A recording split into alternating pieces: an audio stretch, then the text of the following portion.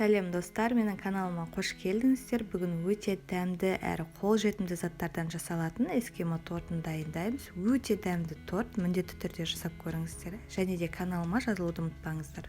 Ең алдымен бисквитін дайындаймыз. Ол үшін бізге ұн, какао ұнтағы, қопсытқыш, қант, жұмыртқа және де су қажет. Барлық заттардың толық мөлшерін қосымша описанияға қалдырамын. Ең алдымен жұмыртқамыздың ағы мен сарысын бір-бірінен бөліп алып, ағымызды осылай миксердің көмегімен жақсылап араластырамыз. Осылай ағарып көпіргеннен кейін оған қантымызды қосамыз. Қантты толығымен қоспаймыз, жартысын қосамыз. Қанттың қалған жарты бөлігін жұмыртқаның сары уызына қосамыз. Сол себепті барлығын қоспай, жартысын алып қалуды ұмытпаңыздар.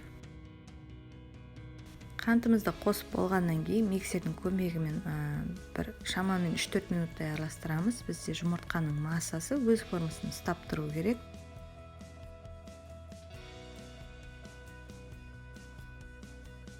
Яғни ыдысымызды көтергенде осылай ақ кетпеуі керек. Жақсылап араластырып болғаннан кейін жұмыртқаның сары уызын араластырамыз.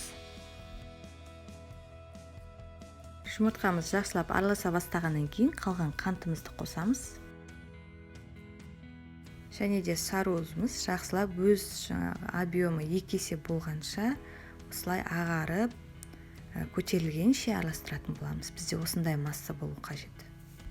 Араластырып болған соң оған суымызды қосамыз. Және де ескеретін бір жайт, егер жұмыртқаңыз бөлме температурасында болса, суыңыз да бөлме температурасында болуы тиіс. Яғни барлық заттар бір температурада болуы тиіс. Жақсылап араластырып болғаннан кейін екі массамызды біріктіреміз. Яғни жұмыртқамыздың сары уызын осы ағымызға жаймендеп құямыз. Құйған кезде жұмыртқамыздың ағын басып алмауымыз тиіс. Сол себепті шамалы құйып бір араластырып, содан соң қалған бөлігін қосамыз. Осылай астына үстіне қарай араластырамыз.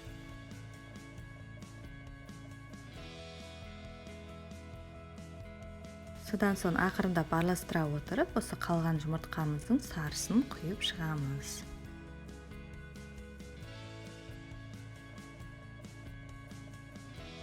Құйып болғаннан кейін бір келкетіп араластырып, оған құрғақ ингредиенттерімізді қосамыз. Құрғақ ингредиент менде мұнда какао ұнтағын, қопсытқыш және де ұнды біріктіріп қойдым. Және де барлығын електен өткізе отырып, осы жұмыртқалы массамызға қосамыз.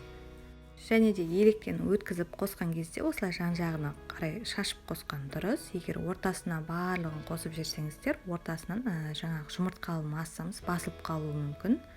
Және де құрғақ ингредиенттерді толығымен қосып жерсеңіздер, жұмыртқалы массамызды басып алуымыз мүмкін. Сол себепті 3-ке немесе 4-ке бөліп қосып араластырамыз.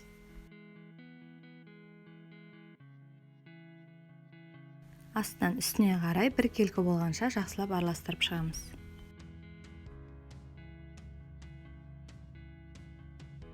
Қалған ұнымызды қосамыз. Және де қайтадан араластырып шығамыз.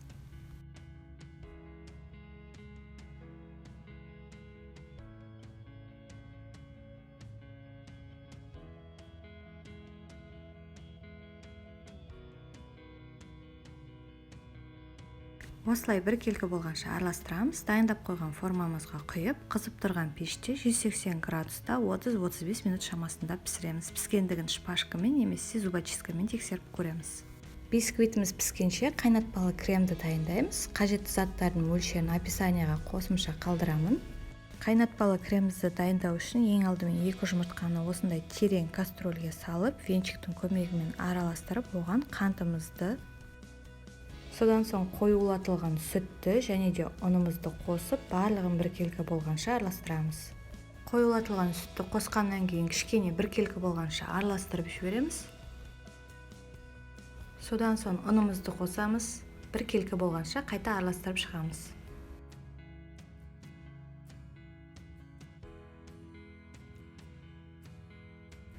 Араластырып болған соң оған аз-аздан сүтімізді қосамыз. Барлығын қосып жібермеңіздер.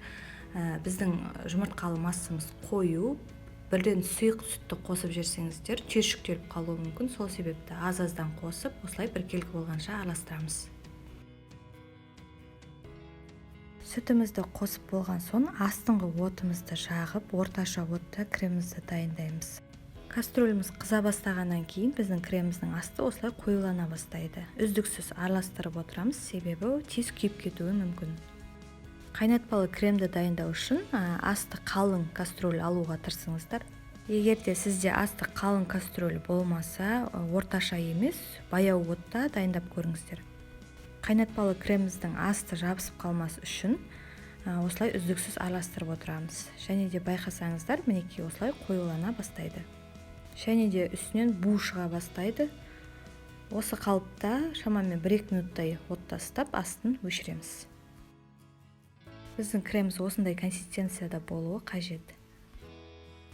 Ыстық кремімізді суыту үшін бөлек ыдысқа салдым. Бірақ бұл міндетті емес. Және де шамалы араластырып, креміміз сәл суый бастағаннан кейін оған сары майымызды қосамыз. Кремнің дәмін татқанда тіліңіз күймейтіндей, бірақ жылы температурада болуы тиіс. Сары майымызды қосып, погружной блендермен араластырып шығамын. Егер сізде погружной блендер болмаса, сары майды бөлек миксердің көмегімен жақсылап араластырып, содан соң барып оған суыған қайнатпалы кремімізді қосып, араластырып шығасыздар. Осылайша қайнатпалы кремді погружной блендермен немесе миксермен әзірлесеңіздер болады. Барлығы біркелкі болып араласқаннан кейін бетін жауып, тоңазытқышқа қойып қоямын. Бізде әлі бисквитіміз дайын болған жоқ. Бисквитіміз толығымен пісіп, суығанша осы тоңазытқышқа қойып қоямыз. Пештен шыққан бисквитімізді сәл суытып, осылай өткір пышақпен жиектерін кесіп шығамыз. Содан соң астыңғы фольгамызды алып, ортасынан бөліп, толығымен суығанша қойып қоямыз. Яғни 2-ге бөлеміз, немесе 3-ке бөліп жасасаңыз да болады. Бисквитіміз піскеннен кейін тортымызды жинаймыз. 50 мг сүтке 1 шай қасық сахарный пудра қосып араластырып, осылай үстіне құйып шығамыз.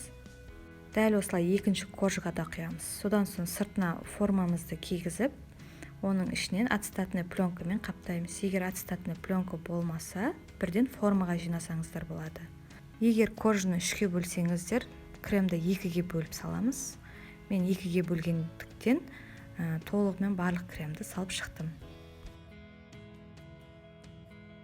Үстіне келесі коржымызды салып, бетін пищевой пленкамен жауып, тоңазытқышқа 1 түнге қалдырамыз. Егер ондай уақыттарыңыз жоқ болса, кемінде 3 сағат тұру қажет.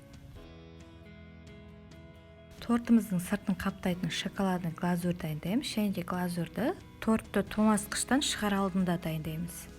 Шоколадный глазурьға қажет заттардың мөлшерін описанияға қалдырамын. Осылай сары майға қантты, какао ұнтағын және де сметана барлығын қосып, осылай паровой баняға қоямыз. Астыңғы суымыз бір қайнағаннан кейін астын өшіреміз.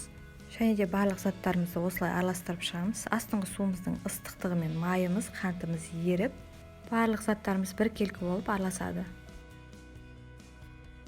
Біркелкі етіп араластырып болған соң, глазурьімізді суытып аламыз. Және де тоңазытқыштан тортымызды шығарып, сыртынан ацетатный пленкамызды алып, үстінен глазурьімізді құйып, жан-жағына жағып шығамыз. Шоколадный глазурьімізді құю барысында осылай жан-жағы бүлінбес үшін А4 қағазын немесе пленка қойып қойсаңыздар болады. Және де сыртын қаптауға бұндай глазурь дайындамай, жай ғана шоколад пен сары майды ертіп жағып шықсаңыздар да болады. Глазурьімізді жағып болдық, біздің тортымыз дайын. Міндетті түрде жасап көріңіздер, сіздерге 100% ұнайтынына сенімдімін. Видеоны соңына дейін көргендеріңіз үшін рахмет. Алдағы жаңа видеоны жіберіп алмас үшін арнама жазылып қойыңыздар. Сұрақтарыңыз болса төменге қалдырыңыздар. Сіздермен бірге болған Лаура.